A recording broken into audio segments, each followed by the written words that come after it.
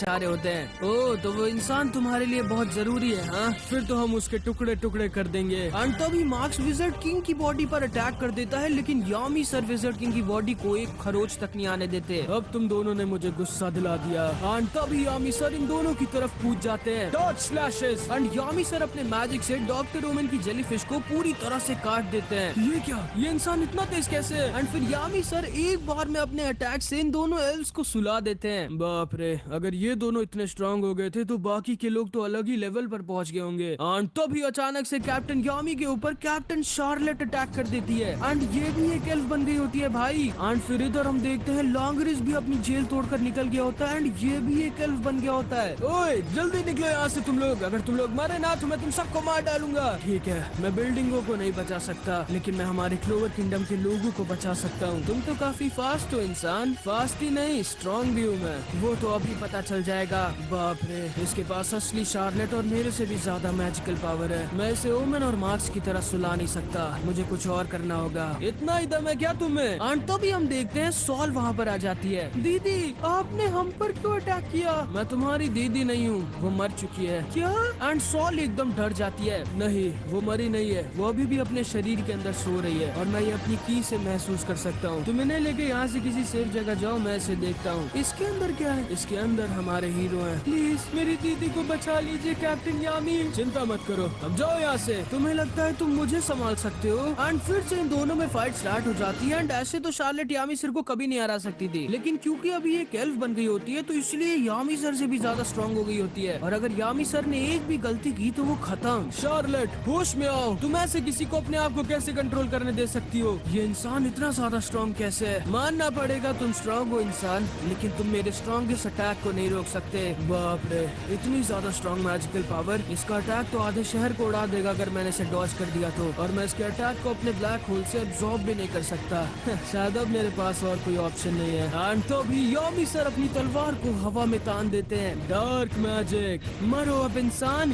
Crimson spell, dimension slash. And in दोनों के तो स्ट्रॉन्गेस्ट अटैक आपस में टकरा जाते हैं एंड एक बहुत ही बड़ा ब्लास्ट होता है। एंड फिर इधर हम लक को देखते हैं एंड ये भी एक एल्फ बन गया होता है। मुबारक हो वॉल्ट, हम वापिस आ गए। हाँ, अब मैं इंसानों को छोड़ूंगा नहीं। लक, ये क्या कर रहे हो तुम? तुम्हारा दोस्त लक अब मर चुका है, मैं वॉल्ट हूँ। एंड तो भी लक नोएल के ऊपर अटैक कर देता है। वो तो कोई इसका निशाना चूक जाता है, वरना नोएल अभी मारी जाती। अरे, लगता है इतने टाइम में मेरा निशाना थोड़ा कमजोर हो गया है। चेरी वॉल, नोएल, हमें यहाँ से निकलना होगा। तुमने देखा ना वो दोनों कितने ज्यादा स्ट्रॉन्ग हो गए, मानो वो कोई दूसरे इंसान हो। लेकिन लक मेरा दोस्त है, वो मेरे ऊपर कैसे अटैक कर सकता है? तुम लोगों को लगता है ये चेरी वॉल मुझे रोक पाएगी? एंड तो भी लक दोबारा से अटैक करने के लिए तैयार होने लगता है। इतनी ज्यादा मैजिकल पावर, वहाँ पर अटैक करने वाला है नोएल। एंड नोएल तुरंत ही अपना वाटर बैरियर बना देती है, लेकिन भाई ये वोल्ट इतना ज्यादा स्ट्रॉन्ग होता है कि किड्स के चेरी वॉल और नोएल के वाटर बैरियर को एक बार में तोड़ देता है। इसने इतनी आसानी से मेरा वाटर बैरियर कैसे तोड़ दिया? ये तो बहुत ही ज्यादा स्ट्रॉन्ग हो गया है, इसे तो हम दोनों मिलके भी नहीं हरा सकते। तैयार हो ना तुम दोनों मरने के लिए? एंड फिर इधर हम पर्पल ऑर्का के फॉर्मर कैप्टन ऑस्कर को देखते हैं, जिसने आई ऑफ द डार्क सन की मदद करी थी। अरे वाह, लगता है आई ऑफ द डार्क सन वालों ने फिर से कैपिटल के ऊपर बहुत ही भयानक अटैक किया है। अच्छा है, इसी बहाने मैं जेल से तो छूट गया।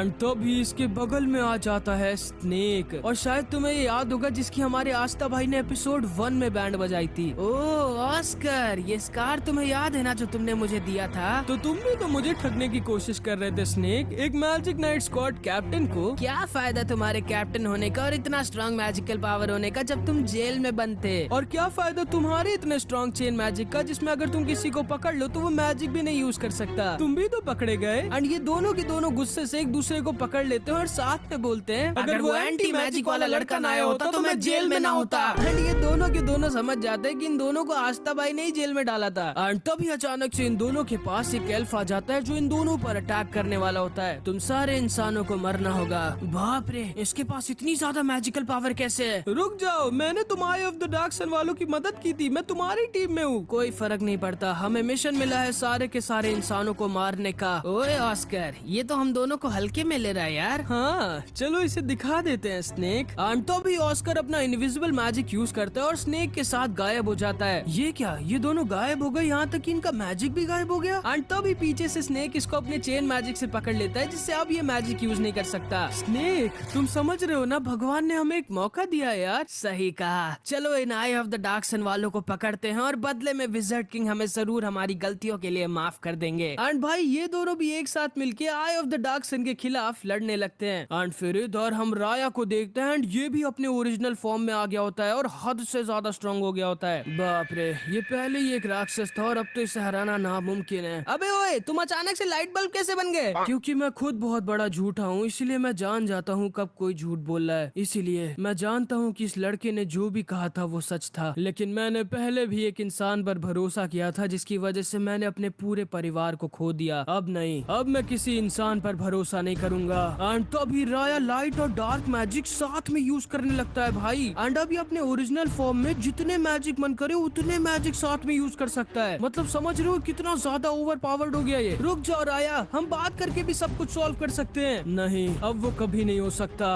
अच्छी बात है, मैं वैसे भी तुम्हें मारने के लिए मर रही थी। कार्डियस ब्रैक्यूम। एंड तभी राया ऑबिटो की टेलीपोर्टेशन मैजिक और लाइट स्पीड मैजिक को एक साथ में यूज करता है और हद से ज्यादा फास्ट हो जाता है। एंड चारों तरफ से इन लोगों के ऊपर अपने लाइट मैजिक से अटैक करने लगता है। एंड तभी ऊपर की दीवार टूट जाती है एंड भाई कैप्टन रिल नीचे आ जाता है एंड ये भी एक एल्फ बन गया होता है। और तुम लोग तो जानते होगे यूनो वाली फाइट से कि कितना ज्यादा स्ट्रॉन्ग है और एक कैप्टन भी है। एंड ये आते ही तुरंत ही राया को गले लगा लेता है। ओए रिल, ये तुम क्या कर रहे हो? वो हमारा दुश्मन है, उसको गले क्यों लगा रहे हो? कौन है ये इंसान जो इतना तेज बोलता है? ये क्या बोल रहे हो तुम रिल? मेरा नाम रिल नहीं, मेरा नाम लायरा है इंसान। अरे नहीं, हम तीनों अकेले इस राया को हरा नहीं पा रहे थे और अब ये दोनों साथ में आ गए। ये आखिर हो क्या रहा है? ये दोनों एल्व्स की तरह क्यों लग रहे हैं? हम लोग तुम इंसानों को छोड़ेंगे नहीं। Picture magic, 4 head snake. And Lyra इन तीनों के ऊपर अपने 4 हेड स्नेक से अटैक कर देता है जिससे ये लोग किसी तरह रोकते हैं। एंड तभी जोरा अपने ऐश ट्रैप मैजिक का यूज करता है और इन दोनों को अपनी ऐश से घेर लेता है। तुम लोगों को शायद ये पता नहीं होगा, लेकिन हम एल्व्स के पास इंसानों से कई गुना ज्यादा मैजिक सेंस करने की एबिलिटी होती है, इसीलिए हम बिना आंखों के भी लड़ सकते हैं। मैं जानता हूँ, लेकिन जो मॉन्स्टर तुम लोगों की तरफ आ रहा है उसके पास मैजिक है ही नहीं, तो कहाँ से तुम लोग उसको सेंस करोगे? एंड तभी आस्था अपने हाफ डीमन फॉर्म में एक बार में रिल के 4 हेड स्नेक को खत्म कर देता है एंड लायरा के ऊपर अपने एंटी मैजिक स्वॉर्ड से अटैक कर देता है। मैंने इसके ऊपर अपने एंटी मैजिक स्वॉर्ड से अटैक कर दिया, अब शायद रिल वापस से होश में आ जाएगा। तुम्हारी हिम्मत कैसे हुई मुझे छूने की इंसान? लेकिन भाई आस्था की एंटी मैजिक स्वॉर्ड इन एल्व्स के ऊपर काम नहीं कर रही थी। अरे नहीं, तो आस्था के एंटी मैजिक से ये लोग नहीं हारने वाले। एंड तभी अचानक से हम देखते हैं ये तीनों भी वहाँ पर आ जाते हैं। अरे नहीं आस्था,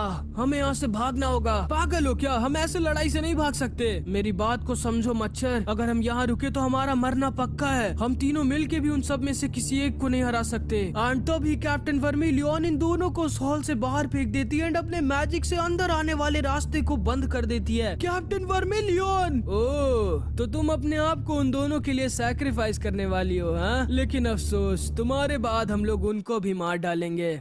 किसने कहा कि मैं खुद को सैक्रिफाइस करने वाली हूँ? हाँ, वो दोनों गधे मेरे रास्ते में आते और अब क्योंकि वो दोनों यहाँ पर नहीं है तो मैं अपनी फुल पावर यूज कर सकती हूँ। आ जाओ तुम सब के सब एक साथ। एंड भाई कैप्टन वर्मिलियन अकेले इन सारे लोगों से लड़ने के लिए तैयार हो जाती है। एंड यहाँ पर हमारा पार्ट 20 खत्म हो जाता है।